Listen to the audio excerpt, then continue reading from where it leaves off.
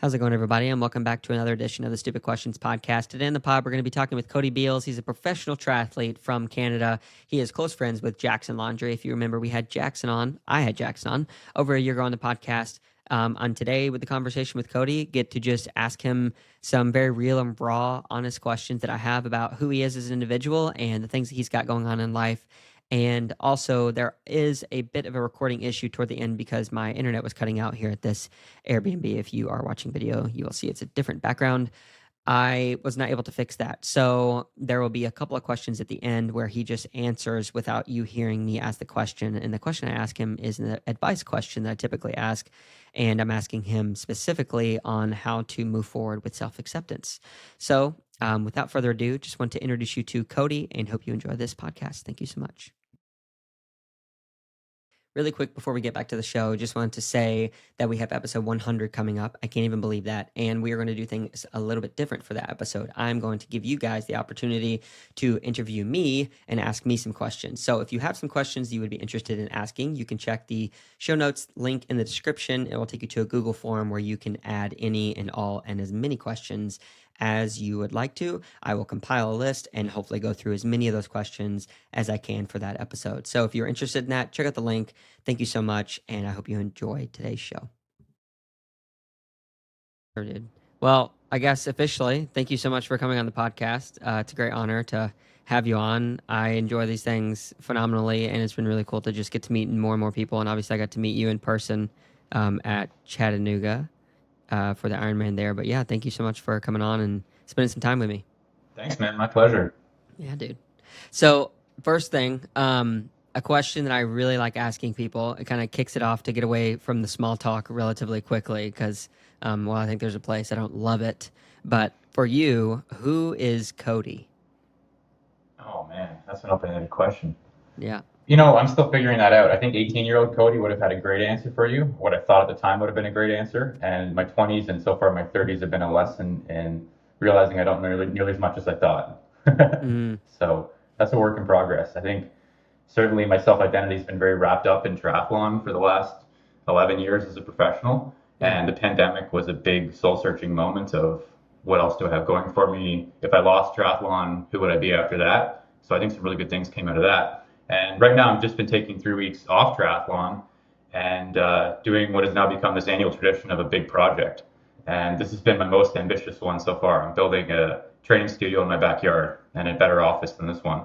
So, you know, 3 weeks ago I was Cody the triathlete on the comeback arc at Ironman Chattanooga, and the last 3 weeks I've been cosplay contractor Cody. So yeah. Cody wears a few hats, I guess. Yeah. That's awesome, man. So I remember seeing online, I think it was during the pandemic, you decided to build, like, is that where the office you're in now, kind of this space for working / training? This is my house. So this is this 1890s place that we practically gutted, needed a ton of work. So that was, I bit off way more than I could chew there. And that's taken 5 years to wrangle into much better shape than it was in. Yeah.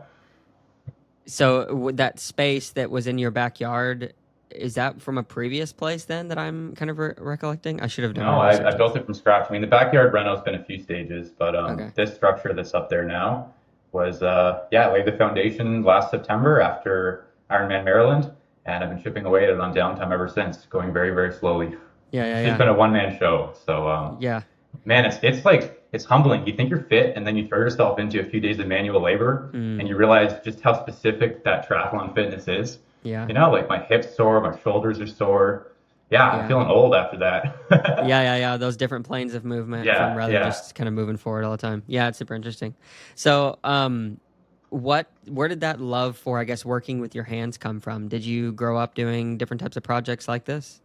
I mean, I did, but I think it was out of necessity I discovered this. Like, we all as athletes have this profound physiological addiction to training.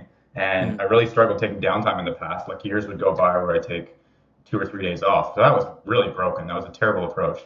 So now I try to be more respectful of downtime. But like, man, I'm still really addicted to moving every single day. So even when I'm not doing some bike run, sort of that, I guess that contractor work, that manual labor substitutes for the daily physicality of training really well. But it's distinct from triathlon. It feels like a totally different thing. It uses a different part of my brain. Unlike triathlon, which is it's like very speculative. Every hour I sink into triathlon might pay off hypothetically in the distant future with a race result. But like doing this work, building things with my hands, it's like having a progress bar in front of you, you know? You Mm, can see things unfolding in real time as you're working with them. So there's some similarities to training, but in other ways it's really different. And after, a few weeks of downtime doing these projects, I always come back to triathlon like a lot more grateful for it. Often at the mm. end of the season, I feel burnt out, cynical about triathlon, sick of it, sometimes frankly hating it. And this is kind of the antidote. I come back and I have this renewed gratitude for how cool it is, what I get to do. Yeah, that's awesome. So for the feeling of burnt outness, how are you feeling right now? Man, not bad. I set myself an ambitious timeline for this project, so it hasn't been downtime, strictly speaking. Hmm. But yeah, there's a great expression, getting the monkey off your back. And I Yeah. had a really rough 2 years in the sport. Like some of it was on me, but objectively, there were a lot of things that were just poor luck, bad circumstances. Dealt with a long illness, a parasite that took 3 rounds of antibiotics to get rid of. I Yeah. had 5 out of 6 races in a row with canceled or drastically shortened swims. Like Sheesh. wildly bad luck there. Yeah. And after all that, like putting together finally a decent race for second and very nearly winning Ironman Chattanooga, oh, Hmm. it's such a relief. Yeah. Like I'd love to pretend that the self belief is just unwavering and always there, but man, after that long, like you question everything, you know. Mm. So it was a real do or die moment for my career. I was frankly on the brink of retiring for the fourth time. I've had lots of pretend retirements, so it's Hmm. a hard career, and there's been a Sure. lot of seasons where at the end of the year I'm like, I think I'm done. Yeah. Um, so yeah, like there has to be a really high level of intrinsic motivation, but there also sometimes you need to get that stamp of approval, the external validation of a good result. And Sure. this one couldn't have been better time for me. Mm. So take me back to Cody as a younger guy. I want to know, and then we'll come back to this because I'm curious to kind of bring this story full arc and everything you've been going through. But where are you from? Where'd you grow up? It's actually funny. The house I was born in is kitty corner to my place. It's like a Oh, block really? away. Oh, Yeah. that's awesome. And I went off. I actually grew up in a different town just north of here, even smaller town than Guelph, and went off to school in a city called Kingston. But then found my way back to Guelph, and I kind of had to see more of the world to appreciate what a cool city it actually is. And then I think some of the same things that drew my parents here in Hmm. 1988 or something brought me back here in 2015. Yeah. What were some of those things that they really loved that you love as well? A really nice walkable city. I'm just a block from the river and a beautiful park. All these nice trails I can run on. It's not such a big city that I can always escape pretty easily on my bike within 15 minutes and get out in the Yeah. country if I want to ride outside.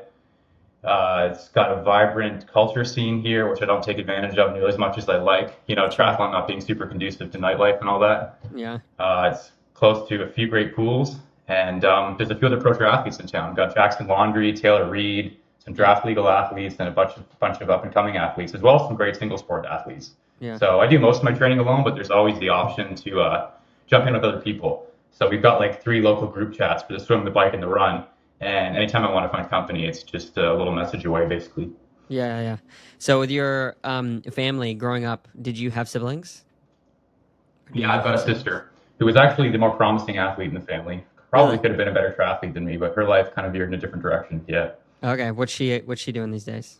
She's out west and she just launched a soap making company. Okay. What is this? What Yeah, is? very, very different set of choices than me. And it's fascinating because like our psychology and physiology is so similar in many ways. Uh-huh. And I've kind of channeled it into elite sport and she's found other things. Yeah. So how did your family shape you into who you are today, you think? Oh, it's not a stretch to see how I became a pro triathlete. It was certainly never my life plan, but my parents are both like avid lifelong endurance athletes. My dad's in his 70s and still ripping it up at group rides with much younger guys. My mom was a pretty serious masters runner. Like she was running a sub 20-minute 5K until she was, I think she ran one when she was 50, which is like pretty elite territory for that age group. And so they had me out cross country skiing pretty much as soon as I could shuffle along. Oh, And really? so I was like always around endurance sports, but they weren't super competitive about it. And I didn't really find a way to competition until much later. Hmm. And yeah, it was a real stretch to compete. Like I really did not enjoy it at all at first. And I'm not sure I still do sometimes. Really? Unpack that Yeah. for me a little bit. What do you mean?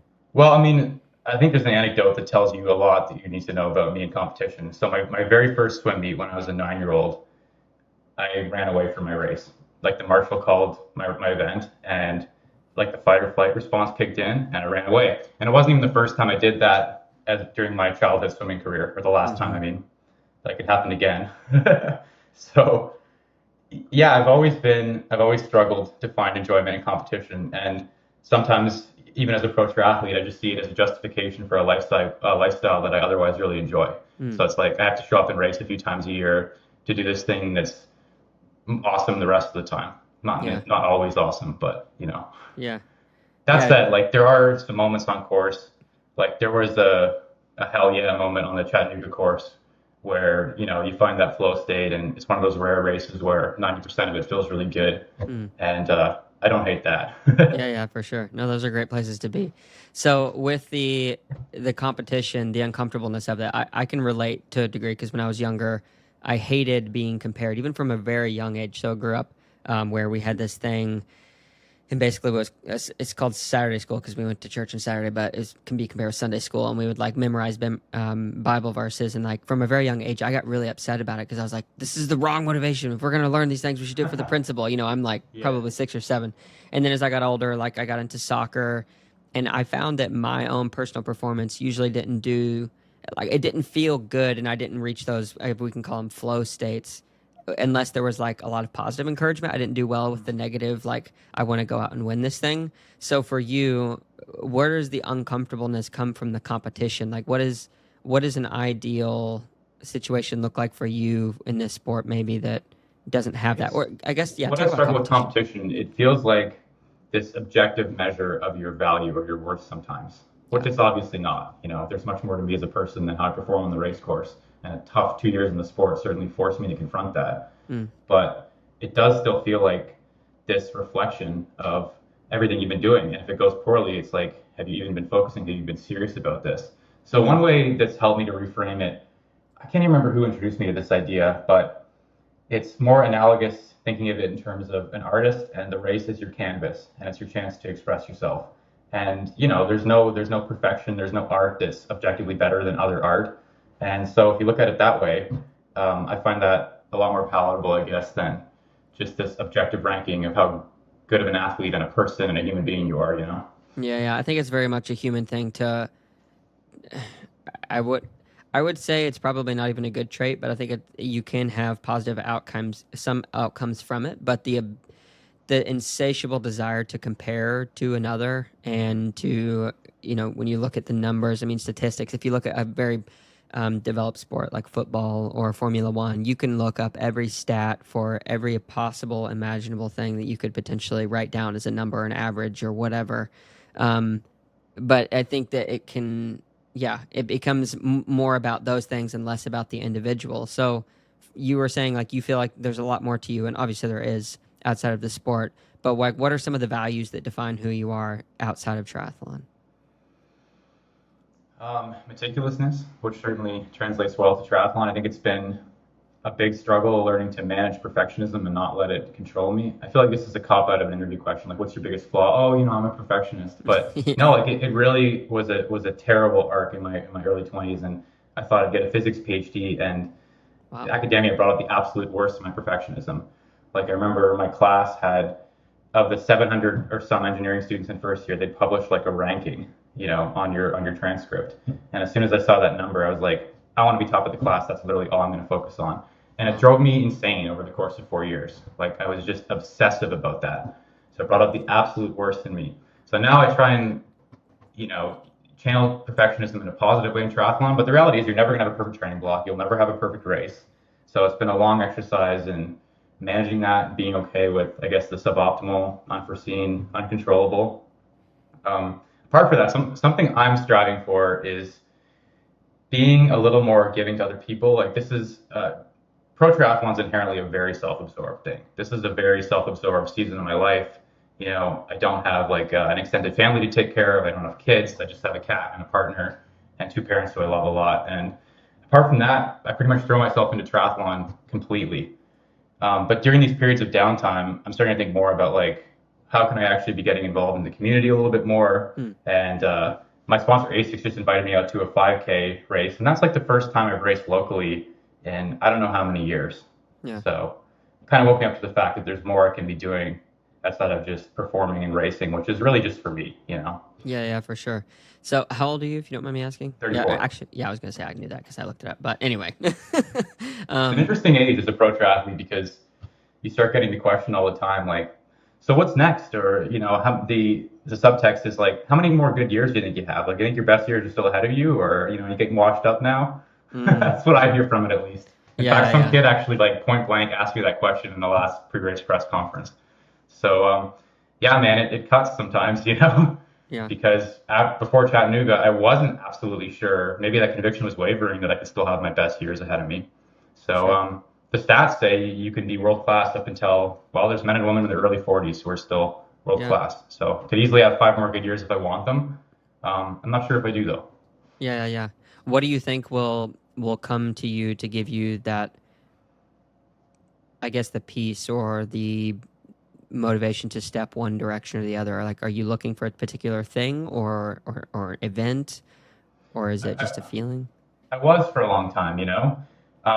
And when I almost retired in 2021 during the pandemic, I interviewed a bunch of late career and retired pro triathletes who I respect a lot, Mm, like Leanne Cave, Meredith Kessler, Ben Hoffman, Luke McKenzie.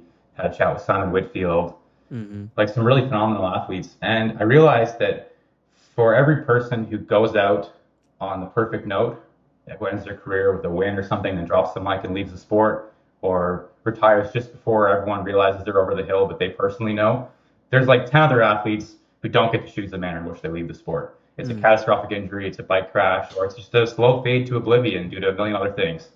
So I've stopped trying to look for like the perfect sign in the tea leaves that it's time to leave the sport, you know? And I'm taking cues from I like Ben Hoffman and Sebastian Kienle's approach of kind of declaring a time horizon that they were going to take a step back from the sport on. So I'm operating around a 2-year plan right now. I want to likely finish my racing chapter of my career in life in Kona 2026. mm, However, I say it's a likelihood, but it's not certainty. You know, I don't really plan beyond like a 6 month horizon at this point. yeah. So a 2-year plan is a bit of a leap for me, and I don't know if triathlon's still going to be lighting my fire then. I don't know if my body will still be cooperating like this. We'll see. Yeah, yeah, that's beautiful. So, like, I had this experience really early on in college where I started a company, and because I was so young, and it was the first thing that I had come up with that people really attached to in college. So, from my background, I came from very low income family, very confused parenting style. I loved my mom, and loved my dad. But with the way that we grew up, it wasn't particularly healthy in a lot of different ways. And so, whenever I was in college and I started this business, it like really became a huge piece of how I valued myself because people attached themselves to an idea that I had. So therefore, I felt like they liked me or they thought I was cool. Right. So then after COVID came and I had to kind of more or less shut that down, I was having this internal struggle of how do I disassociate my identity with what I do in a way so that I can move forward in whatever else it is. Because I realized that whatever I start and whatever I put myself into it, whether it be business or triathlon or whatever, I can take a lot of those core principles of who I am and the values I hold and like transplant them into, in this instance, different careers. And a really beautiful conversation I had with Greg Bennett a number of years ago now was he was talking about this idea of, when Olympians, they'll kind of go and reach the pinnacle, they're there, it's over, and then they go back home and they're super depressed because their identity was so wrapped up in that. And then when their career ends, it's like they feel completely lost.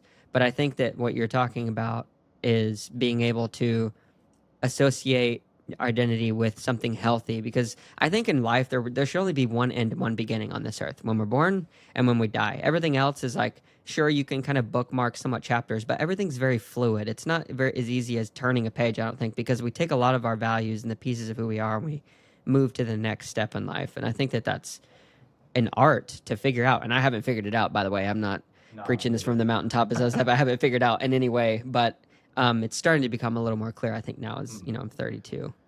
Yeah. Yeah, it sounds like we've had some similar experiences then so far. I think one thing I'm planning to do as I'm getting asked, like, what are you doing next? What's the next act for me?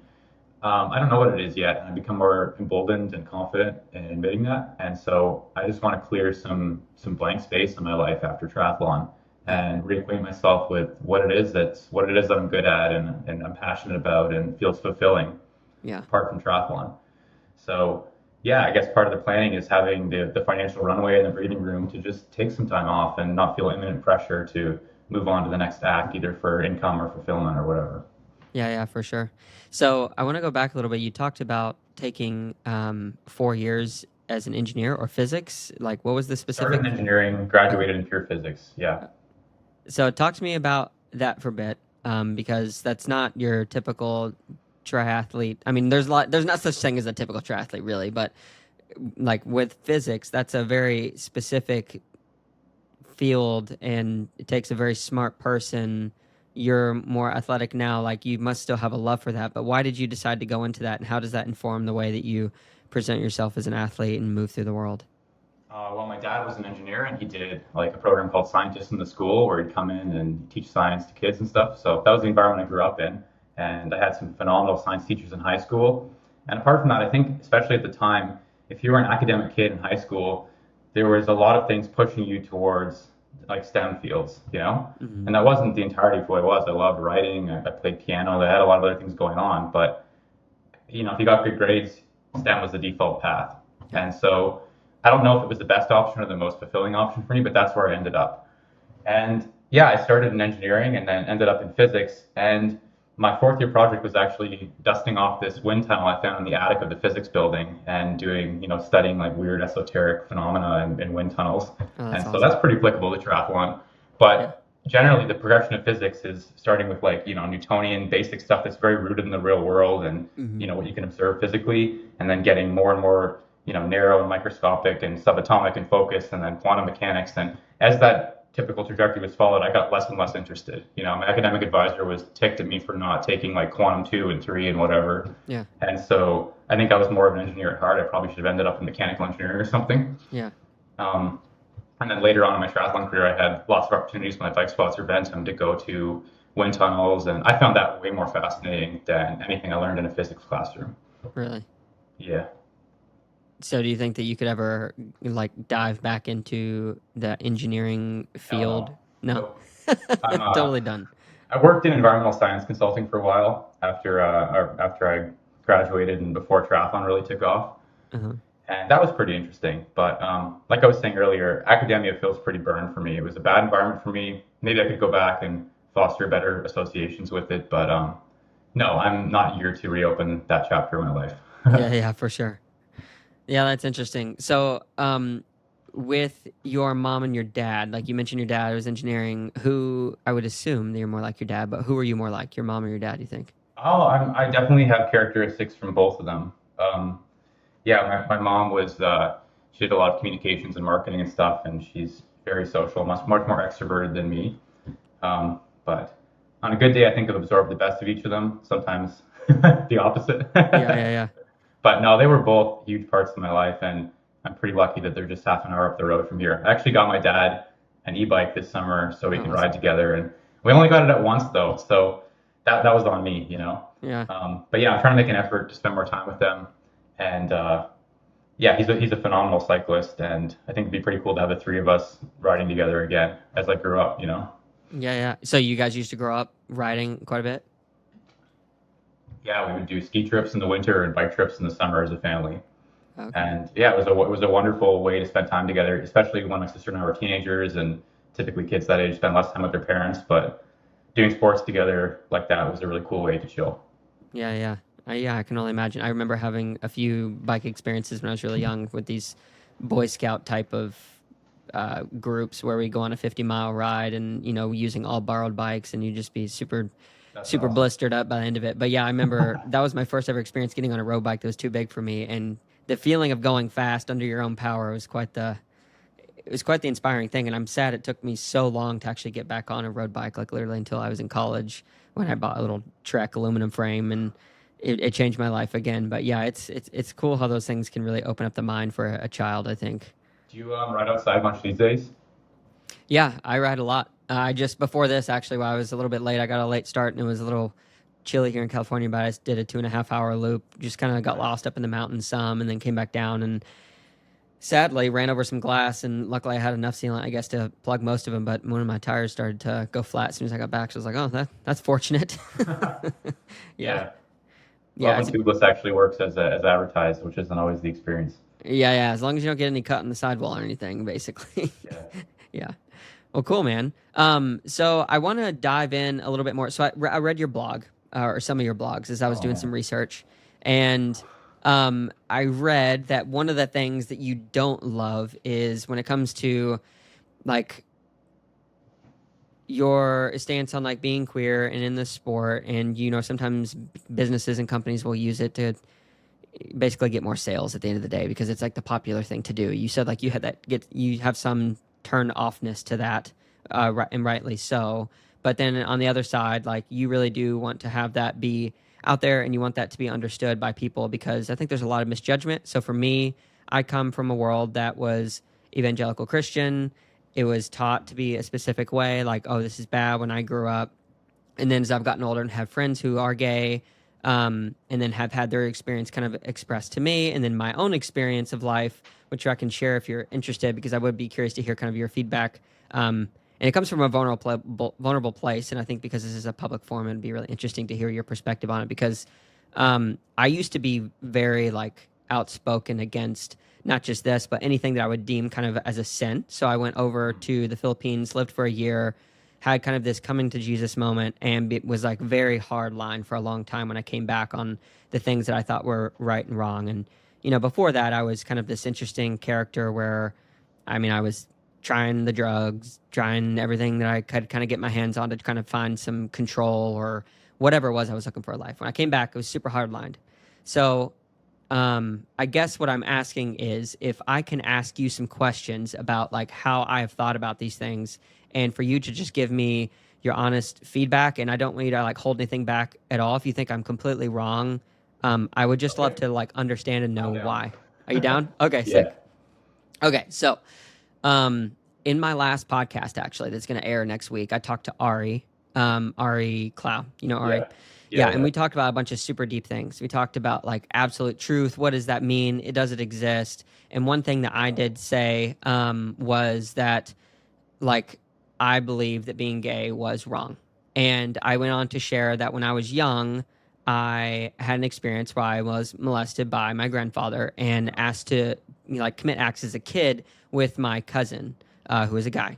And so as I grew up, I remember even being in high school, and one of my, I call her my girlfriend, but one of my girlfriends, I was like, hey, like I want to know if I'm gay or not. Well, can we do this? And I did that from a place of like, I would say like 50% I was actually serious, and then 50% was I was being manipulative, and I wanted to do that because I knew I was attracted to her. Like that wasn't the thing in my mind. So that happened. And the kind of internal dialogue I had growing up and getting older was like, okay, well, maybe people can become gay because they had this experience and because it feels good that they think that like that's it. But then as I got older and talked with more people, particularly the ones who identify as being gay, like they say that it was like something, the attraction was something they felt inside deeply from a very young age. And so I've never really had this conversation with someone. And from the friends that you have, Nick Chase and others, they obviously speak very highly of you. And I wanted to come and like open that up to you and just kind of hear just your experience and try to come to another level of understanding and less of judgment. Does that make sense? Yeah, absolutely. Well, man, first of all, I'm really sorry that happened to you. That's truly awful, and it's not any leap to see how that shaped negative preconceptions you had about gay people. And Mm-hmm. it's a really awful, harmful stereotype that gay people are predators or all gay people originate from an experience, a sexual abuse experience as children. And it's patently false. There's many counterexamples to that. You can look at the research on it. It's just not the case. And for me, like I had no experiences like that as a kid, and dated girls in high school, and it was confusing. And then for a long time, I basically realized that women weren't really doing a lot for me, and I was just like, well, if I'm not going to have a romantic or sex life, I'm just going to completely eliminate my social life. Mm-hmm. And so that was the university years where I just completely sank myself into studying and training. overstudying and overtraining really. And it Yeah. was a really harmful time for my physical and mental health. And gradually I started to, kind of accept myself, and I was able to come out to myself first of all, which is everyone's first coming out. And this was wrapped up in a lot of other things, like dealing with an eating disorder, Mm. relative energy deficiency in sport, like Hmm. low testosterone, low bone density, you name it. I was like the poster child for relative energy deficiency in sport. Wow. And so it was a really, really hard time in my life. And as those other things started to get in line, and as I started to advance as an athlete and as a person, I sort of woke up one day at a training camp in Texas, of all places, as a 25-year-old, and I was like, shit, coming out and starting to have actual fulfilling relationships, that's the last barrier to living like an authentic life for me. Mm. And for years it had been like this can I'd kicked down the road, like, okay, I'm gay, but I'll deal with this eventually. Mm. And there's a lot of regret looking back because years and years went by, and I missed out on a lot of really, really good experiences in high school and university just by isolating myself so much. So at the time I would have told you like being gay is not an important part of me. It's just something I'll deal with later. And looking back, I think it affected a lot of other things in my life being closeted like that. And it was a really harmful time for me. So thankfully, it was a really positive trajectory since then. I came Yeah. out and very quickly found my current partner. We've been together for almost 10 years. And a lot of other things in my life started to fall into place. I think when you're hiding a piece of yourself that is that fundamental, it does influence a lot of other things about your life, you know. Mm. So accepting myself, being out, having a relationship, that was also reflected in how I performed on the race course too. I Yeah. wasn't carrying that crushingness of hiding myself, I guess. Hmm. So yeah, it's been very. As a 20-year-old, I would have told you it's not a big deal. As a 30-something, I would say, yeah, it's still just one being gay is just one part of my identity, but it's an important part. Sexuality really affects how we move through the world. Sure. Yeah. Yeah, for sure. Do you like, because you've come kind of on this arc, you referenced like being your 18-year-old self, 20-year-old self, and now 34-year-old self. Is it a place that you have like complete peace and understanding of like, this is who I am, this is why I am the way I am, and it's kind of sort of a closed chapter, like it's kind of a defined, you don't really think about it much anymore? Yeah, I mean, like there was a period where I really had to wrestle with it, and now I'm just attracted to who I'm attracted to. Yeah. And sometimes people turn my head who I don't expect, and that's sexuality. It's fluid, it changes for people, and I think it's been a positive development that the youngest generation now is not as apt to label themselves. Like sexuality is always more complicated than a single label you can slap on it. I Sure. identify as gay because it's easiest to convey that to people, but there's a whole chapter you could write about why it's more complicated than that, I guess. Yeah. Do you mind if I ask what the complications are? And I ask this from a position I am like genuinely curious. And if you're uncomfortable about it, we can move on to another subject. But I Yeah, I mean, genuinely. like, I think sexuality is a spectrum, and it's not just like a linear spectrum. Hmm. There's asexual people, there's people who are attracted to men and women, and all sorts of other things too. So, yeah, like I'm mostly attracted to men, and not exclusively. So, it's not as tidy as just always putting one label on things, and I think that describes the majority of the population. Like most queer people are bi or pansexual. They're not strictly like there was a researcher Kinsey, I think back in the '60s, who was the first to coined this idea that I think he had a 6-point scale, 0 being straight, 6 being gay, most people falling somewhere not on that scale, somewhere in the middle. Yeah. In reality, it's more complicated than that. It's not just a linear scale. Yeah, yeah, for sure. So, if I may ask this question, when it comes to attraction, because like I know if we're just from the basic science and understanding, it's like there's a lot of chemicals involved in the brain, like just I mean, pornography, for example, you can see different types of things, like in it will attract you, and it's like there's different levels of intensity, and it can create different chemicals flying in the brain that create different feelings. Do you believe that with the attraction that you have, um, to men, to some women, or whoever, whatever exactly you meant by pansexual or whatever, like that it's all chemically based? Like, I don't know. Can it be manipulated in any way? That's what I'm trying to like understand. I'm just kind of thinking out loud. I mean, I believe that we're all of our emotions and thoughts and love and higher feelings are a product of our biochemistry. So yeah, if you drill down into it, I think it all is all just chemicals in our brain. Yeah, for sure. Yeah, I'm just trying to, I don't know. This is also a little uncomfortable for me because I've never had this type of conversation, but I really appreciate you taking the But I time to think let me ask sometimes these people take that questions. angle with the perspective of like, obviously in the past, being anything other than straight was pathologized. It was viewed as something to treat. And Mm, maybe there is some cocktail chemicals you could take that would make me attracted to women. Would I want to take that? No. I really enjoy who I am. I love the life that I have. sure. Yeah. I very much made peace with that, you know? And I'm also like tremendously privileged to be in Canada with an accepting family. Like being a cis white male with all those other descriptors, that's easy mode for queer people. There's people having way harder experiences, you know. They're playing the video game on legendary difficulty. This is easy mode for me. And it still took me till I Yeah. was 25 and a lot of wrestling to figure out who I was. Yeah, for sure. So, legendary difficulty. I take it that you played Halo back in the day? Oh yeah, I'm actually doing a second playthrough of Halo Infinite right now. Oh, are It's you kind of like serious? it's like a comfort game for me, you Yeah. know. I Yeah. probably should play something a lot more relaxing before bed after a training day where I'm already amped up, but Yeah. yeah, Killing Covenant, relaxing. Yeah, for sure. No, it's funny. My sister and I, so I grew up playing mainly Halo 3 in high school, waking up Oh, before classic. school to play a Yeah. ton and then get home. And then my parents eventually were like, we're selling this thing because you literally do nothing else, which was probably good at the time, but I threw a huge tantrum. But me and my sister were talking the other day because they're, I guess, for the 25th anniversary, going to be remaking the original Halo. Um, Heard. yeah, did you hear about that? So I'm super pumped about that. I hope we can get Yeah. back to some of the Halo, because life is always about this. I don't know. Once we get to a certain age, everything's nostalgia, and we're like, "Oh, those were the good old days." And I'm sure my kids will say the same thing. But I'm so excited to actually play some of those again with, like, especially my sister, because there's just so many crazy wrapped up memories when you're a young kid playing That's those super stuff. cool. You can play with your sister. I've never got my sister to sit down and play Halo with me. Yeah, And we didn't have a console though growing up. My parents were not super keen on that. same. So as yeah, finally in my 30s, I was like, wait, no one's stopping me from buying an Xbox now. Yeah, So it finally happened this year. yeah, yeah. So what I did was I had appendicitis. Excuse me. And on it was like literally the day before Christmas that I got my appendix taken out.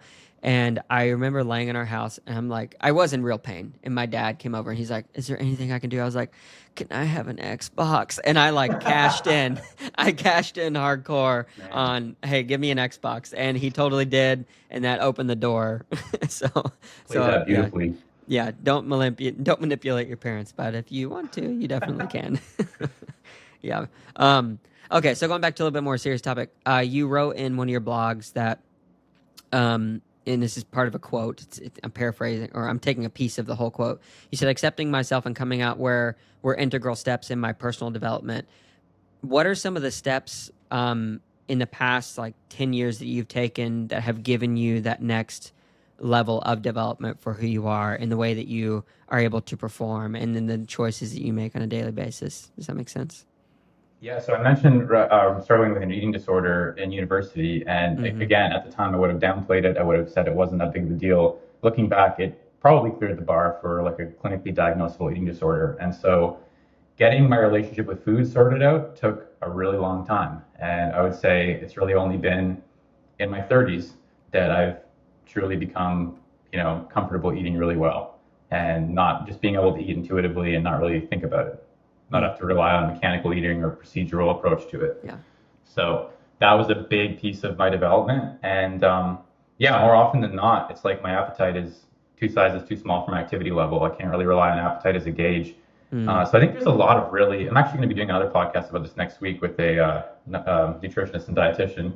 Yeah. There's a lot of really harmful stereotypes in our sport about that. I still see professional athletes misrepresenting, acting like they're starving themselves to achieve the leanness that they Mm. have. And that's simply not the case. I spent a lot of time hanging out grocery shopping with pro athletes.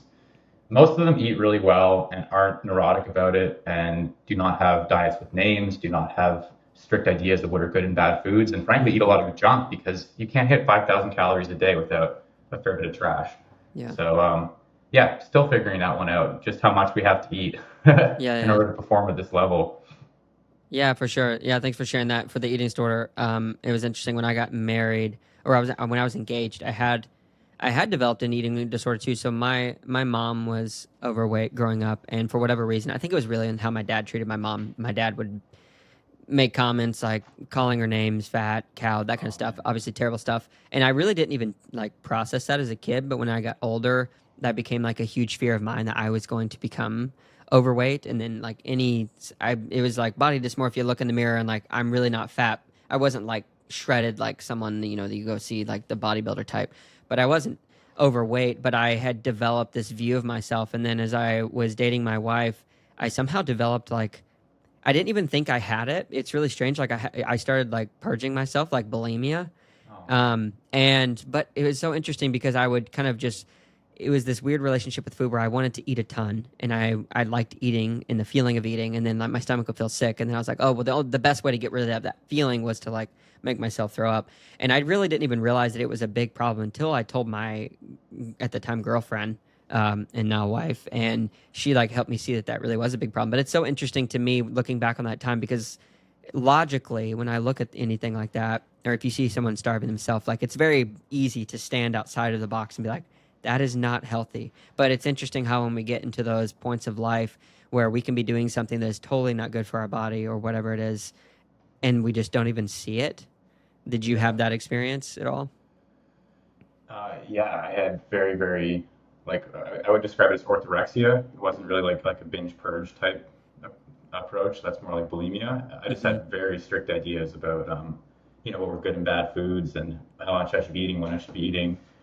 And the interesting thing about disordered eating among athletes is that you can be seeming to eat like a relatively healthy amount.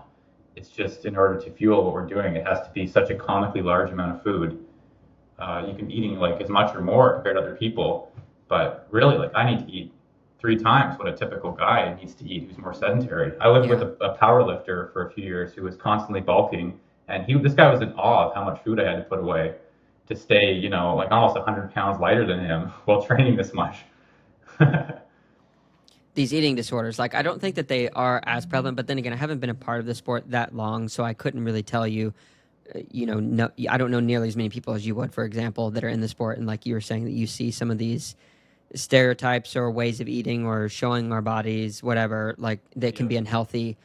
What do you think that needs to happen for that to be eradicated? Like, is it possible?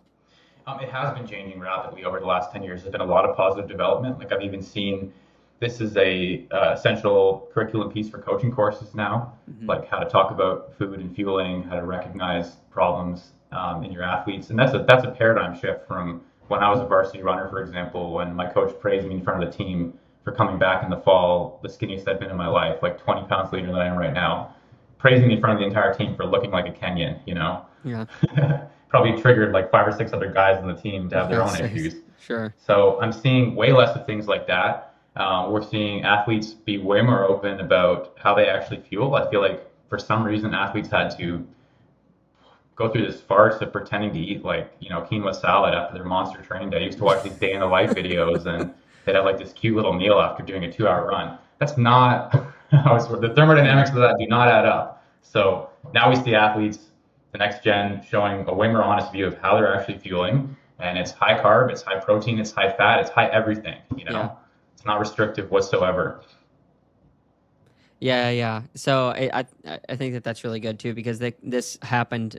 Got into the sport really in like 2020, and that's when I started like trying to follow who's the who of in the sport, and you come across Lionel's videos, and now you can find any and everybody's version of what they started. But I was really encouraged by and I hope no one takes this the wrong way, but like Christian Blumenfeld, he's not super shredded. Like he's a guy that's up there. Obviously, is performing really well. Kat Matthews, again, not super shredded, but is very healthy. And like I would consider myself a little bit more of that body type. Like it's very hard for me to get.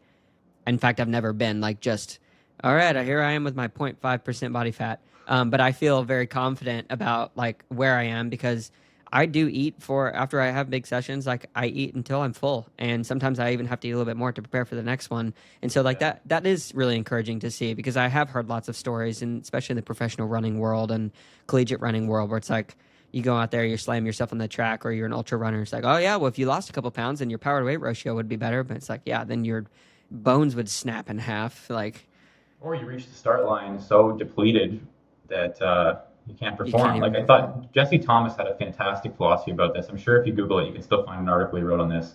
And it was aiming for a B plus with diet. Mm, And it's like, well, if you're a world class athlete, shouldn't you be aiming for an A plus with everything? But the way I interpreted him to talk about it and the way I view it is that like self discipline isn't this infinite well you can keep drawing on. yeah. So if I have 100 self discipline chips to cash in different categories, I'd rather nail my training, nail my sleep, keep other aspects of my life on track, relationships, family, all that, and hit a B plus with my diet, than pour everything into a perfect diet at the expense of possibly more important Mm, things. So by not being like obsessive about diet, I have more mental energy to devote elsewhere where I think it's more impactful for performance. yeah. Yeah. I think And there's. I, Oh, sorry. coming from like this disordered eating background, I think it kind of takes one to know one. And so I'm not going to call anyone out, but like I just see like screaming red flags among other athletes sometimes. There's just a certain look, not necessarily with appearance, but just a haggardness of even a body language, when you're in Mm, a chronic energy deficit and hormones being out of whack too. Um, yeah, it still is a pervasive problem in the sport, I think. And it comes down to like you mentioned earlier, wanting to look a certain way or body dysmorphia. Yeah, it's a question like, do you want to perform well or do you want to have the look? And at the pro briefing, you see all these people who are utterly shredded. Like I remember seeing the veins in this guy's calf at the pro briefing and thinking like, oh my God, he's going to win this race. He mm, looks like he's 1% body fat. This was years and years ago in my career. And he didn't win the race. And more yeah. often than not, people who look the most shredded and lean, there's very little correlation with how they actually perform. And even at the highest level of the sport, there's quite a range, well, generally speaking, a significant range of body types that are performing really, really well or levels of leanness that are performing well. But I think there's something to be said about the like what how we feel about what we're eating, because the mental power is great, and I think that if we can look at what we're eating and be happy with it, let's just say like it is like let's just grade it a B plus, or maybe it's lacking some micronutrients or whatever. They bought the mind's ability to affect the physical body. I think there's a lot to be said for that, and just being able to because I talked to Scott Tyndall from Fuel In at large about everything that they're doing there. But obviously he obsesses over being able to get people to an educated level to where they're not doing it perfectly, but it's kind of like working in the aggregate. You're shooting for these targets, and like that's better than doing nothing. And being able to kind of have that mindset of like, well, I'm going to try my best, but I'm not going to let that. I'm not going to be a slave to whatever all the boxes I need to check off to make sure that I'm eating like A plus or whatever. And on the same token, you can't just go in and be like, well, I'm just going to eat straight Little Debbie's and chocolate milk, and that's what I'm going to live off of because like obviously you will die. So, but I think that there's a lot of value to be added, and I think more stock to be put behind shooting for as best you can, but not letting that help like make you lose sleep at night. Yeah, Yeah, that's in my kind of experience, like the energy balance with respect to diet is a lot more important than the actual composition. So hitting the right number of kilojoules or calories or however you want to look at it over the course of the year, over the course of the day, over the course of the training session, that's way more important than how specifically I'm getting those calories. You know? mm, I think people get lost in the weeds obsessing over the perfect micronutrient or macronutrient composition when we don't even really know what that is. And there are great examples of athletes performing at the highest level of every sport with a huge range of diets. I think we're very adaptable in yeah. that regard. Yeah, for sure. Yeah, I always that makes me think of. So I had the opportunity to go to Papua, Indonesia, small little island out in the middle of um, basically middle of nowhere. And we got to fly in these bush planes like up into the mountains, and we were going to help build a little school. When we landed there, these people who are living there, there's uncontacted tribes that are like a day's walk into the jungle, and I found it super fascinating that they were surviving off of a lot of just like basic root crops and plants, like these strange looking weeds that tasted just like corn, and all of these different types of like potato and root plants that I've never heard of before. And there was, I think, in some levels malnutrition, but like to go to your point, the ability for the body to adapt for your specific environment for what you're able to eat is it's pretty Yes. remarkable. And I don't think there's one shoe that fits everyone for any reason to say that would be false. Yeah. So, sorry about that. How are you sleeping these days? Okay, yeah, lots of hours, but Yeah. always a bit of a crazy schedule. So as we talked about earlier, I've struggled a lot with sleep. I've had periods of insomnia throughout my life. I've had sleep issues all the way back to being a little kid, and the amount we have to train as pro triathletes is not conducive to good sleep, which is maybe counterintuitive to some people, because their experience with exercise is it helps them sleep. But past a certain point, Hmm. the dose of exercise we're consuming is very stressful on the body and sometimes can perturb your sleep in negative ways, quite often for me. So it's become like a center point of my life, how to get good sleep. I think sleep is the most fundamental thing that underpins my performance as an athlete, my mental health, just how I function as a human, how happy I am. So I'm very Yeah. obsessive about getting good sleep, and having that attitude about sleep sometimes can make it even harder to sleep well.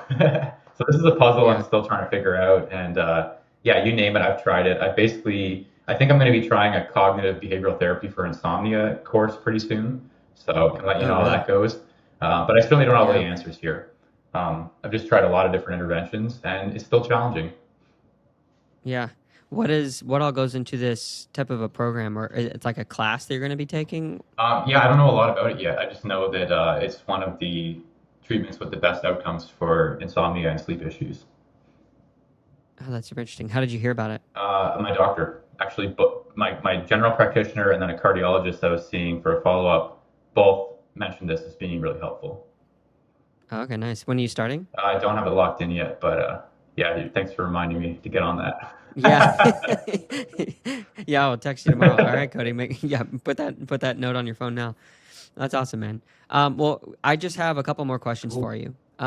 First one, if you were to somehow something terrible would happen tomorrow or whenever you die, we don't even have to say it's going to be coming up pretty soon, but what do you want to be remembered for? Not triathlon. I think it's pretty self-important to think that we have some legacy as athletes. I fully expect to be forgotten 5 years after I leave triathlon. So I would be really happy to be remembered for making a positive contribution on the people who are in my immediate life, not people who know me through social Mm, media or racing or something, but my partner, my family. I would be quite pleased with that. yeah. Has that focus been relatively a new thing? Like, I know that has that been stemmed from like the past 2 years? Like you said, you've really had like a hard stint in going through this I stuff. don't think so. Like I've always, from the earliest interviews I've done in triathlon, it's a very typical question to get asked, like, what do you want your legacy to be? And I've always thought it's kind of ridiculous. Like we're entertainers who prance around in these ridiculous made up superhero costumes in a completely made up sport that combines three other sports. The whole thing is kind of ridiculous. And yeah, I don't attach too much importance or significance to triathlon, even though it's defined this last 10 years of my life.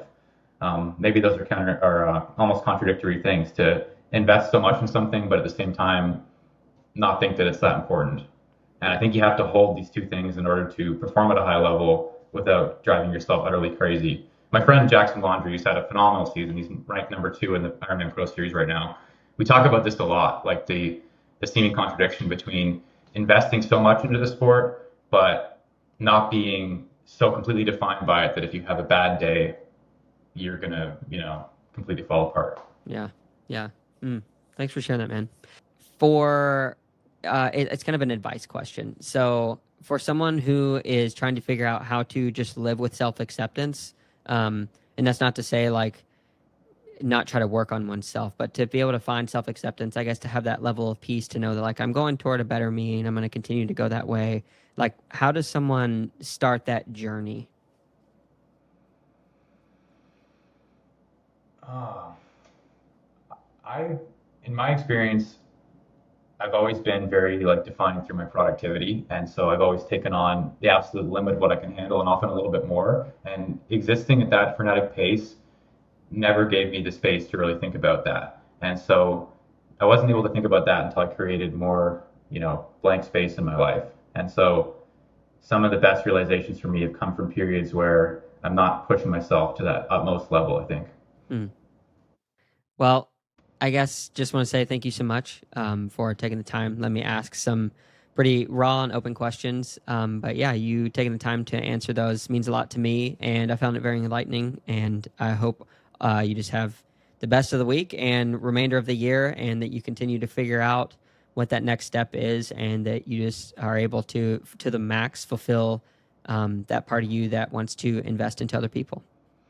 Thanks, Seth. You know, good interviews always give me more to think about than the answers I actually gave, and so appreciate your challenging questions that are off the typical script. Sweet, man. Yeah, thank you. Thank you so much to Cody for coming on the podcast and letting me dive into who he is as an individual and the things that he's learning. He's obviously a super talented guy, very smart. If you're able to just get a degree in physics and you don't even necessarily love it, there's a lot to be said about your IQ and your ability to think deeply. So thank you, Cody, for coming on and for allowing me to ask some interesting and tough questions and hear your awesome answers. So if you made it to this far in the podcast, though, just want to say thank you so much. Really appreciate you being here. If you want to sign up for our newsletter, you can do so at the link in the description or going to the URL stupidquestions.show. If you're watching anywhere and you want to help grow this podcast, make sure to like, comment, subscribe, leave a comment. Any and all of those things really do help. And hopefully before too long, I will be in my new home and have a studio, because right now this is just Airbnb land. So yeah, I'll quit rambling on. Thanks for checking out the show notes and the descriptions, for signing up for the newsletter and any of that stuff. We'll catch you in the next one. See ya.